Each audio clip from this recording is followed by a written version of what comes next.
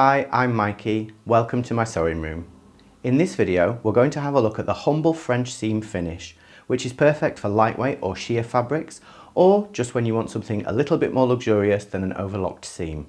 French seams give a really neat finish on the inside and the outside by encasing the raw edges of the fabric. They're perfect for use on any garment with a seam allowance of 5/8 of an inch, which is what most commercial patterns use. You can use them with any other seam allowances, but if they're very small, you might just need to add a little bit more. French seams are always stitched twice, but once they're stitched and pressed, there's no other finishing to do. They give a very professional look, which is a great way to elevate your garments, which is always a good skill to have. If you're ready, let's go on over to the sewing table and have a look at how it's done.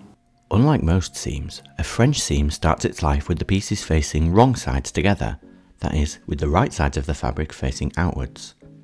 We'll line up the raw edges, add some pins and take it to the machine. For the first part of the seam, we'll use around half of the seam allowance. As I'm using a 5/8 of an inch seam allowance here, I'll stitch at around 3/8 of an inch as I'm going to trim this later.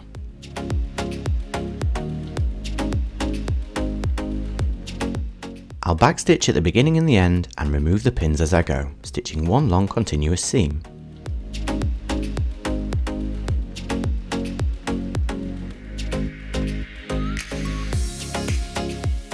If you have a furry assistant, now's the time for them to come and give you a hand.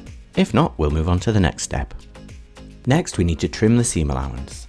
I'm going to be using a rotary cutter, but you could also use your fabric scissors for this. Trim it by about half all the way along your stitch line. This is the edge which will be encased inside the seam.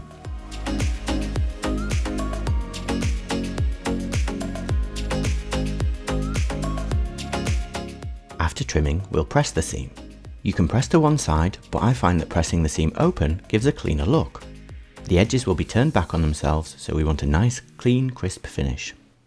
If you're using delicate fabrics which can't be pressed with a hot iron, gently finger press or use a seam roller instead.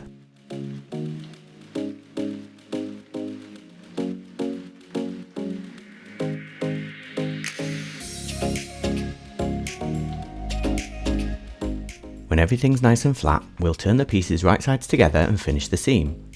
Press once again for a nice crisp clean edge, and if you want to add some clips or pins here to stop your fabric from shifting, go ahead.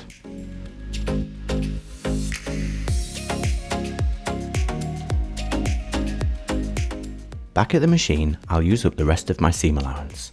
I'm using 5/8 of an inch, so I have a 1/4 of an inch left. The seam we previously trimmed should fit inside this 1/4 of an inch and leave no edges or threads poking through. Stitch just as before, removing your pins as you go, with a backstitch at the beginning and the end.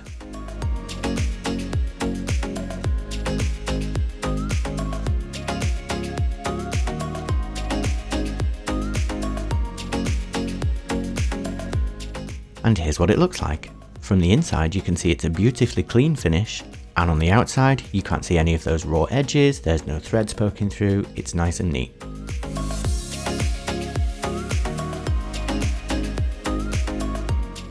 As with every seam that we sew, the last thing that remains is to press. If this is inside a garment, typically it will be pressed toward the back, otherwise press to one side.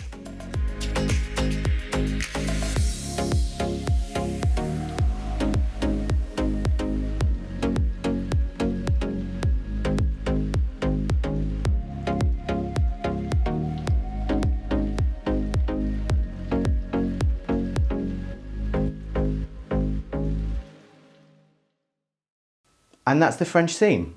Let me know what you're going to use it on down in the comments below. If you found this video useful, don't forget to give me a thumbs up, and here is what YouTube thinks you may enjoy watching next.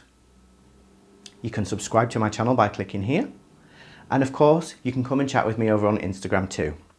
Thank you for joining me, and until next time, happy sewing. I'll hopefully see you again soon.